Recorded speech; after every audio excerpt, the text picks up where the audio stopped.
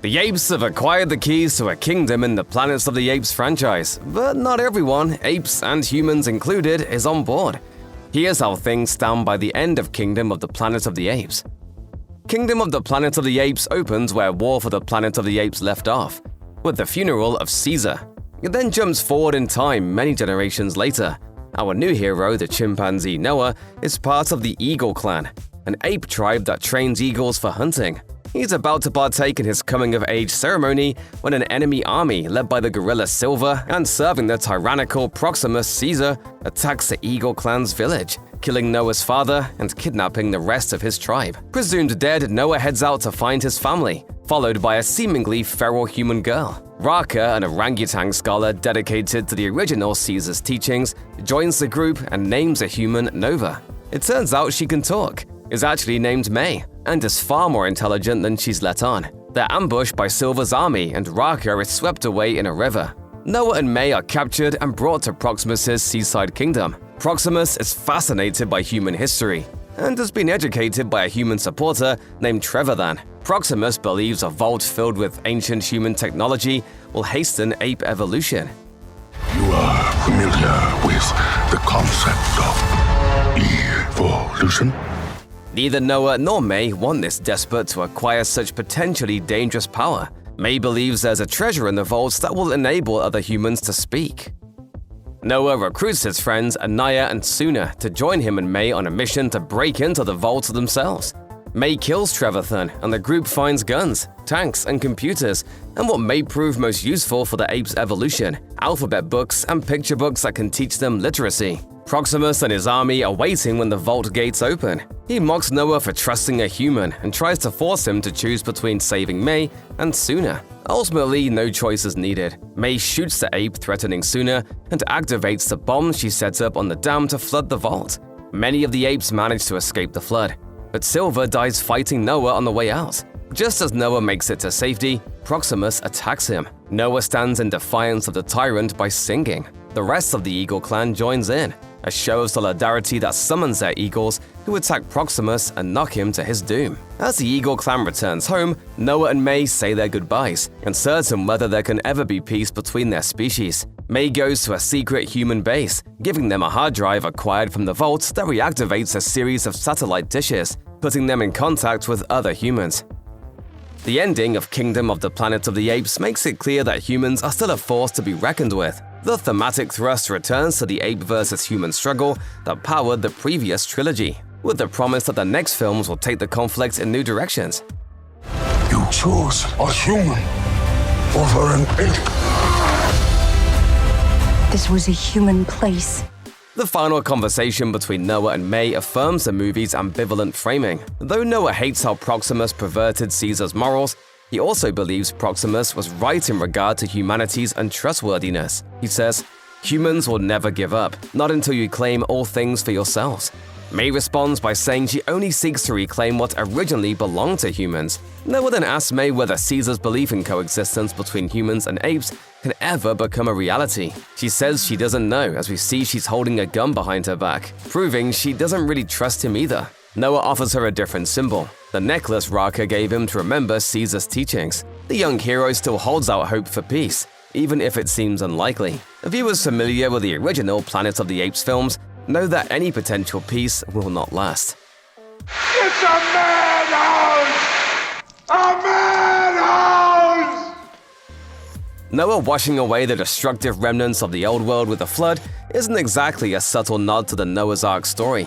Director Wes Ball frames Kingdom of the Planet of the Apes through the lens of a biblical epic, and his most interesting commentary centers on the ways religions change over time. Raka and Proximus represent two very different paths religion can take. Raka doesn't know the exact history of Caesar's life, but his belief in the Caesar legend keeps him dedicated to nonviolence between apes and coexistence with humans. Proximus, though, perverts Caesar's message of liberation and uses it for conquest. When he chants "apes together strong," he's not calling for strength and solidarity, but speaking literally about physical might. It's no coincidence that Proximus is a student of Roman history. His claim to the name Caesar feels closer to the model of the Roman emperors than the heroic ape leader. This evokes how Christianity began in opposition to the Roman Empire, only to become the empire's official religion in its waning years. Caesar violates his own rule of ape shall not kill ape and kills Cobra at the end of Dawn of the Planet of the Apes. To feel better about it, he declares his enemy, You are not ape. In Kingdom of the Planet of the Apes, Raka remembers this rule. Proximus doesn't. Noah's relationship with it is trickier. Depending on your perspective, he's either broken the rule multiple times or gotten by on technicalities. May takes responsibility for killing the ape that threatened Suna. Noah, Anaya, and Suna share some responsibility for the casualties in the flood. But again, the human takes the lead in that plan too. The responsibility dodge reaches a comical extreme with Proximus' demise. His death by falling directly parallels Cobra's, but since it's the eagle companions who push him over the edge rather than any of the apes themselves, the film is able to play it off as a victory rather than a more complicated moral defeat. Kingdom of the Planet of the Apes has been designed as the start of a trilogy, and the reveal of May's secret mission opens up many possibilities for where the series can go from here. Restoring communications between different factions of the secret human resistance could restart war with the apes. And if those communications are reaching space, then we're getting even closer to the original Planet of the Apes. Oh my God. I'm back. I'm home. But don't expect the modern Apes movies to catch up to Charlton Heston anytime soon. Kingdom is set only a few hundred years beyond the present day, while the 1968 Planet of the Apes takes place in the year 3978. Director Wes Ball was eager to point out multiple events in the timeline that could be entertaining to explore, asking Den of Geek, when did the Statue of Liberty get blown up? Where did the Lawgiver come from? Where do the sacred scrolls enter into it? There are so many little things that would be fun to play with as we fit into the lore of this awesome franchise that spanned 50+ years. However, much of that greater lore gets worked into this trilogy. Ball confirmed to Screen Rant that the primary focus will be the dual protagonists, Noah and May. He continued, the core relationship between these two, what they went through together, the things they learned about each other, both good and bad, is going to be hugely important to the drama that can unfold if we're lucky enough to make more. Wes Ball offered up his own thoughts on May's character arc to Screen Rant. Emphasizing the importance of the ending reveal, he described her by saying, she's an enigma that gets unwrapped slowly all the way up to the very last few minutes of the movie, where a door opens up to, I think, many more possibilities for the human species. Trying to understand where she comes from and just how exactly her journey with Noah and Raka changes her, Ball elaborated, you could imagine her as a character learning about how apes were the cause of their downfall, which probably wasn't true. She has a certain idea of what these things are, and she's forced to accompany two very gentle, nice apes. I think it really changes her idea of what apes are and what they're capable of. Ball connects May's struggles with the general themes about societal conflict that have fueled the Planet of the Apes franchise since the 1960s. While the exploration of these themes can become bleak at times, Ball frames the parallel stories of May and Noah in an optimistic light, stating, I think they both are changed because of their experiences together, hopefully for the better. Together, strong.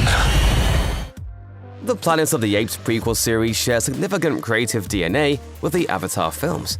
Rick Jaffa and Amanda Silver, who wrote Rise and Dawn of the Planet of the Apes, continue to serve as producers on James Cameron's record-breaking series and are co-writing Avatar 3, along with Kingdom of the Planet of the Apes screenwriter Josh Friedman. Both franchises utilize the motion capture mastery of the artists at Weta Effects. According to the press notes for Kingdom, effects supervisor Eric Winquist used the technology developed for The Way of Water for the extensive water effects in the newest Apes movie. All of the water seen in the film is CGI. Winquist credits the first Avatar for pushing performance capture technology to reach a point where the previous Planet of the Apes trilogy became possible, so the sequels naturally followed suit. 7 years elapsed between the release of War for the Planet of the Apes and Kingdom of the Planet of the Apes, with the latter film taking 5 years to make. If Disney greenlights the remaining chapters of Wes Ball's proposed trilogy, fans might still have some long waits in store, but being patient will pay off if it guarantees the level of quality that fans have come to expect. Ball told comicbook.com, "It'll take as long as it takes. Fortunately, because this franchise is important to the studio, we'll get it right like we did this one. Took our time and got it right. It takes time, the development itself. And my big thing is, I do not want to go into prep when the script is not done. Ball has had bad experiences with projects rushed into production without a finished script, and thinks Hollywood as a whole can benefit from taking time between sequels. But don't worry about having to wait too long, because it sounds like Ball already has plenty of story inspiration. He continued, "We were thinking a lot about these questions when we were developing the script, so we have an idea where we want to go, and there's lots of room for great drama."